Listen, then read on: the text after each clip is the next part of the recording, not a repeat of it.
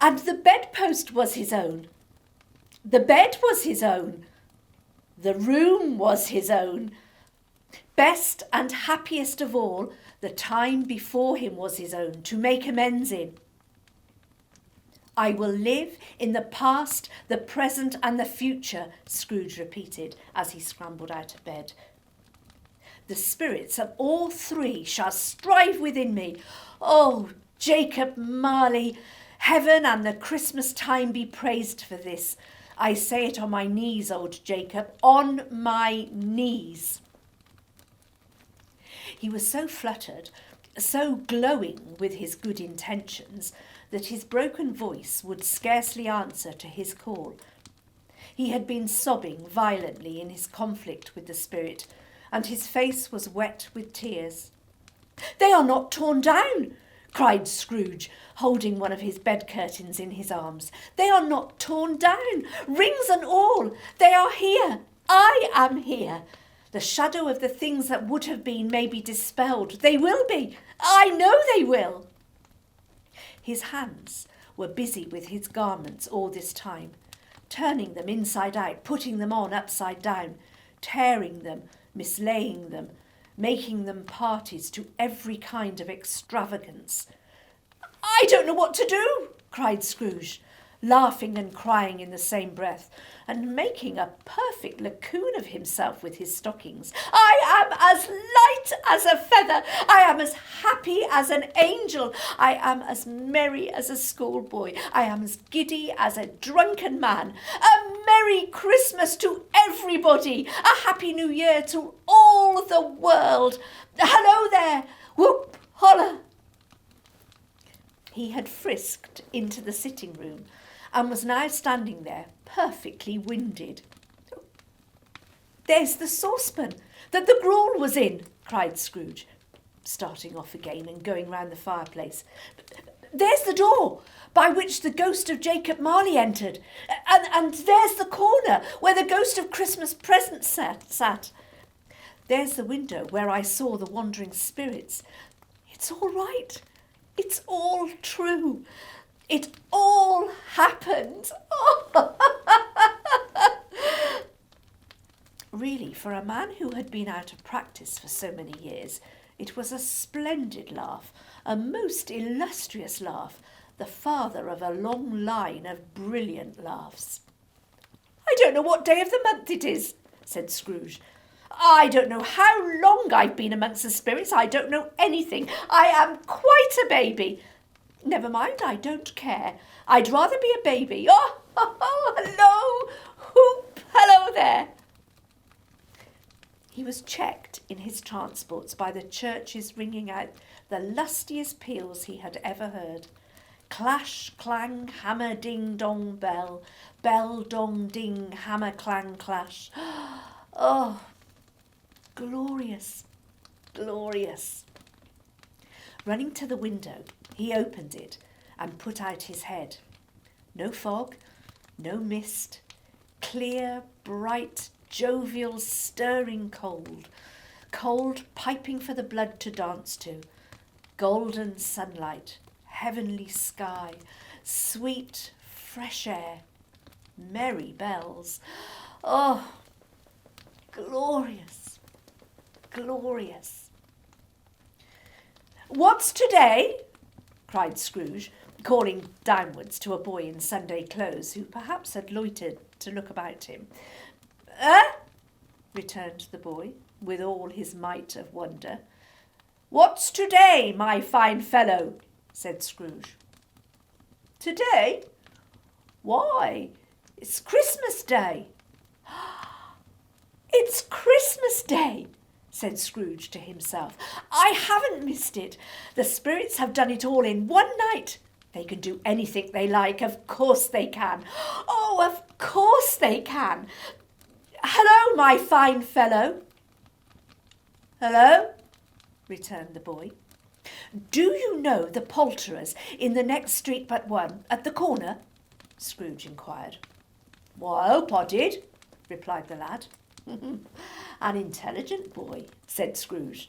"A remarkable boy." Do you know whether they've sold the prize turkey that was hanging up there? Not the little prize turkey, the big one. What? The one as big as me?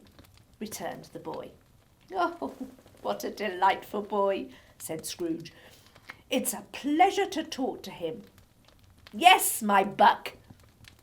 Oh, it's hanging up there now, replied the boy. Is it? Said Scrooge. Go and buy it. What? Exclaimed the boy. No, said Scrooge. I am in earnest. Go and buy it and tell them to bring it here, that I may give them the direction where to take it. Come back with the man, and I'll give you a shilling. Come back with him in less than 5 minutes, and I'll give you half a crown. The boy was off like a shot. He must have had a steady hand at a trigger who could have got a shot off half so fast. I'll send it to Bob Cratchit's, whispered Scrooge, rubbing his hands and splitting a laugh. He shan't know who sends it. It's twice the size of Tiny Tim. Joe Miller never made such a joke as sending it to Bob's will be. The hand in which he wrote the address was not a steady one, but write it he did somehow, and went downstairs to open the street door, ready for the coming of the poulterer's man. As he stood there, waiting his arrival, the knocker caught his eye. I shall love it as long as I live, cried Scrooge, patting it with his hand. I scarcely ever looked at it before. What an honest expression it has on its face. It's a wonderful knocker. Oh, here's the turkey. Hello, Hoop. How are you? Merry Christmas. It was a turkey. He never could have stood upon his legs, that bird. He would have snapped 'em short off in a minute, like sticks of sealing wax. Why, it's impossible to carry that to Camden Town, said Scrooge. You must have a cab.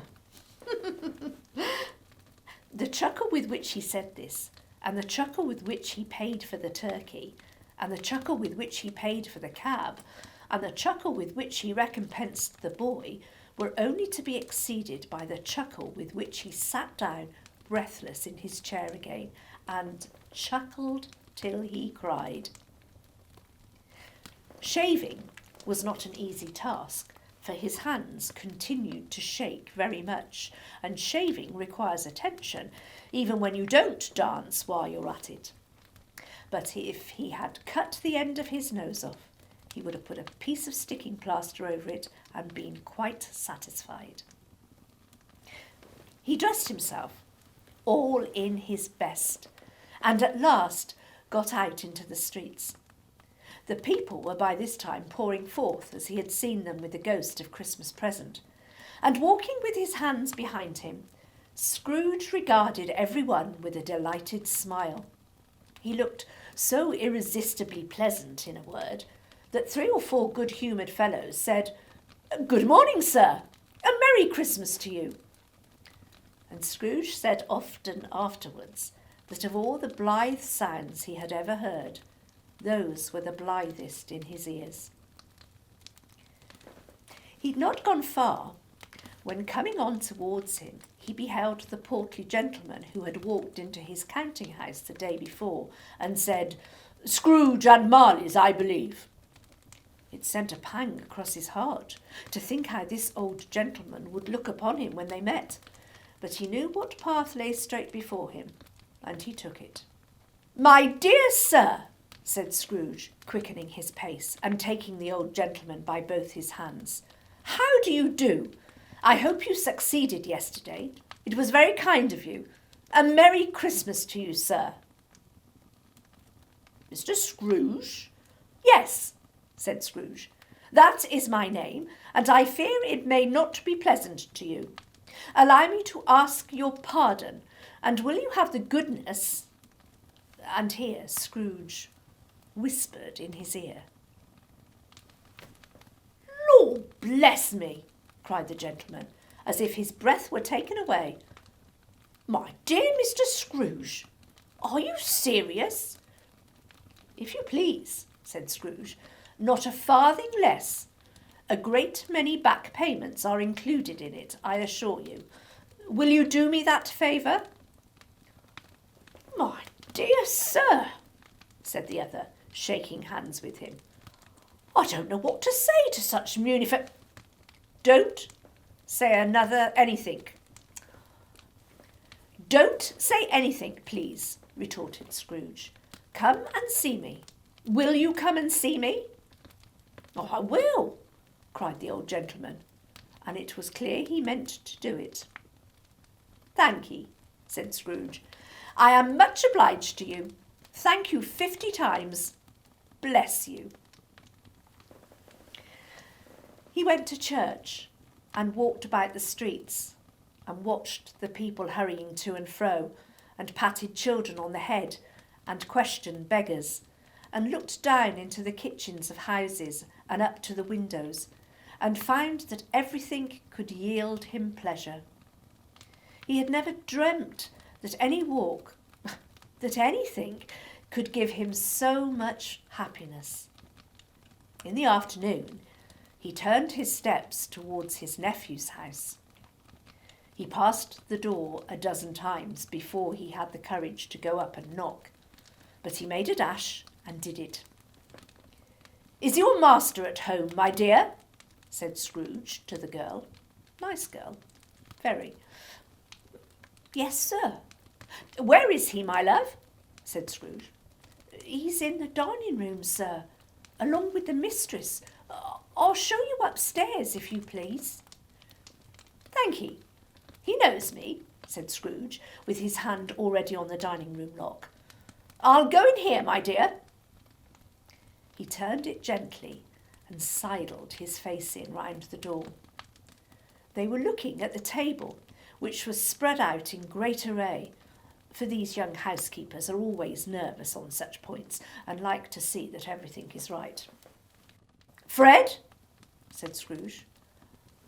Dear heart alive, how his niece by marriage started.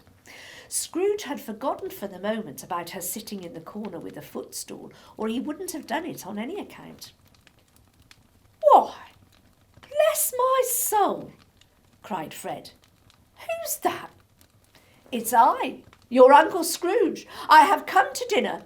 Will you let me in, Fred? Let him in? It's a mercy he didn't shake his arm off. He was at home in 5 minutes. Nothing could be heartier. His niece looked just the same. So did Topper when he came. So did the plump sister when she came. So did everyone when they came. Wonderful party. Wonderful games. Wonderful amity. Wonderful happiness. But he was early at the office next morning. Oh, he was early there. If he could only be there first and catch Bob Cratchit coming late, that was the thing he had set his heart upon. And he did it.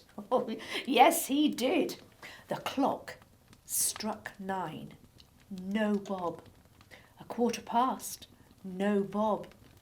He was full 18 minutes and a half behind his time. Scrooge sat with his door wide open that he might see him come into the tank. His hat was off before he opened the door, his comforter too. He was on his stool in a jiffy, driving away with his pen as if he were trying to overtake 9 o'clock. Hello, growled Scrooge in his accustomed voice, as near as he could feign it. What do you mean by coming here at this time of day? I'm very sorry, sir, said Bob. I am behind my time. You are, repeated Scrooge. Yes, I think you are. Step this way, sir, if you please. It's only once a year, sir, pleaded Bob, appearing from the tank. It shall not be repeated. I was making rather merry yesterday, sir. Now, I'll tell you what, my friend, said Scrooge.